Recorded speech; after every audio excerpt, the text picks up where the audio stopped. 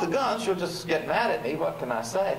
But the founders said that the most important article in the Bill of Rights was the first. Freedom to think as you choose, freedom to say as you choose, and freedom peacefully to assemble. Then they put that second one there to bolster the first. And the English Bill of Rights said you have the right to carry a weapon suitable to your station. They knew that.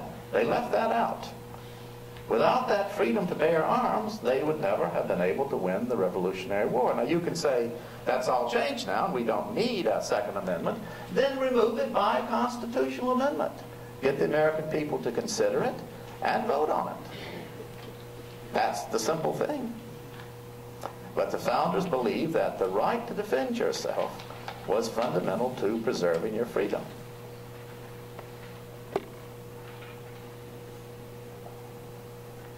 Well, firstly, thank you for your talk. And then, second of all, what I wanted to say was, I always kind of look at freedom as a gift. And when you're doing something like the word freedom, today it seems to be very abstract and it only looks good on banners and bumper stickers. And so I think it's good that we're talking about it and trying to nail it down and hold our politicians accountable to what exactly they mean by freedom. And so when I understand freedom as a gift, I understand it in the old kind of tradition where when I open my birthday card, my grandma put in a $20 bill or something, she says, don't spend it all in one place. Back in the day, they would give you gifts and there would be obligations attached to them. You know, I would have to, try and use that money wisely, use my gift wisely.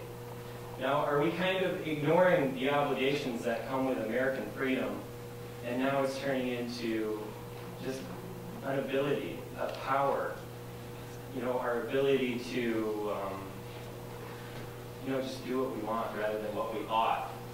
Is it, is this arising out of a negligence of our obligations to freedom? So that's a very good question.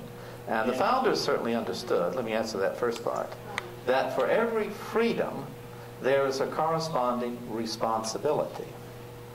And it is that responsibility part that we don't want to recognize anymore. Freedom of the press. Jefferson said that if he had to choose between a government without newspapers or newspapers without a government, he would choose the newspapers. But with that freedom of the press goes the responsibility to report truthfully, fully, to tell the whole truth, and nothing but the truth. So we have left aside the responsibility part because it's too burdensome. And is it also part of our responsibility then to look at our freedom and understand it in terms of our Western heritage of, Athens, Rome, Jerusalem, rather than just defining it from Philadelphia's perspective? Yes, that's not a term I use very much, is Western heritage. But we most certainly can look at it in terms of Greece and Rome, which is what the founders did. We can look at it in terms of ancient Israel. We can look at it in terms of China. And the interesting fact that comes up again and again is that, as I said, the birth of civilization in Mesopotamia, what we call Iraq today, came about without freedom. It came about through strong, centralized despotic power. The Egyptians, from the beginning of their civilization, had Pharaoh as a god on earth. No word for freedom. No word in China for freedom. And it is in Greece and Rome that this true ideal of freedom existed. And it could be said that no nation has ever understood freedom that has not been touched by Greece and Rome.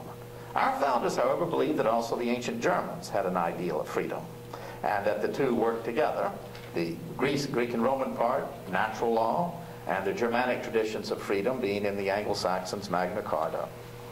So, yes, we should look back to the past to guide us. And the more we can think historically, and I said this to you the last time I was here, knowledge about facts and dates and all of that, that's good for a trivial pursuit. You want to think historically. That's what the founders did. You use the lessons of the past to make decisions in the present and to plan for the future. Now, that is no longer fashionable in the world today. We think we are so smart that technology has put us above the lessons of history. 1914 thought that as well. You could have brought a pot-bellied professor here to Grand Rapids in April of 1914, and he would have pontificated that there'd never be another great European war. There was a global economy, technology was too advanced, communications were too rapid.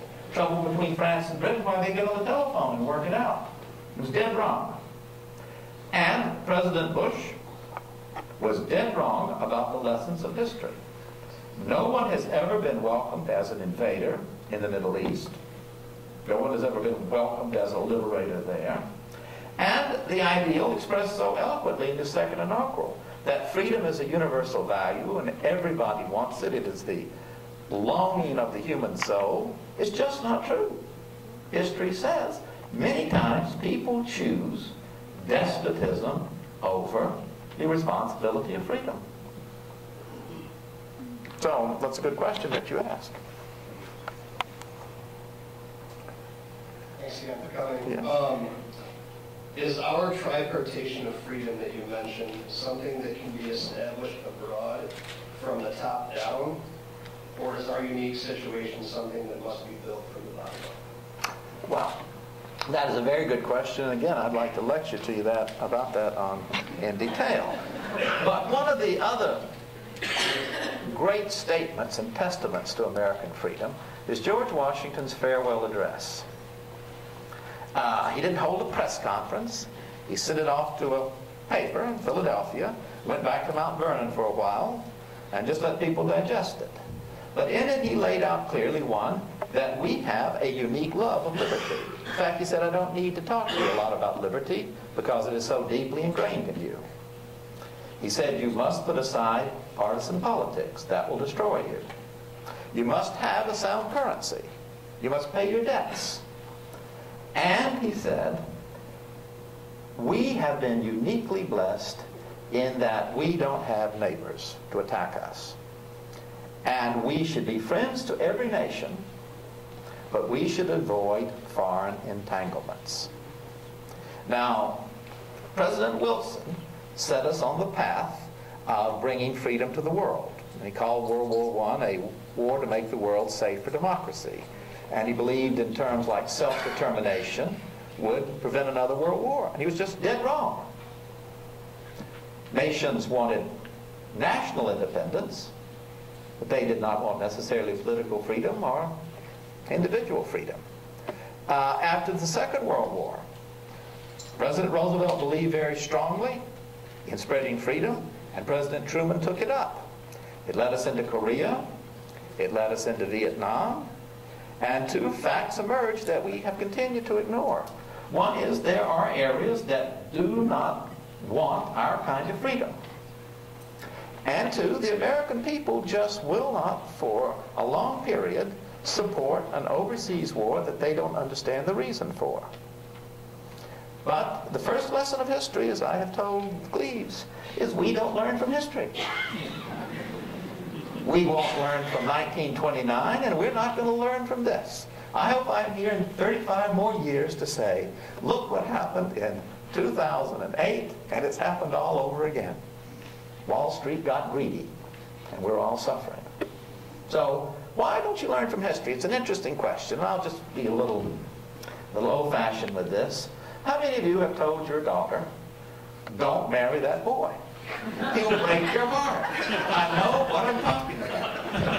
And she says, I've got to live my own life. You know, 10 years later, there she is back home with 3 kids. So we do the same things. Each nation, each generation has to live its own life and repeat the same mistakes.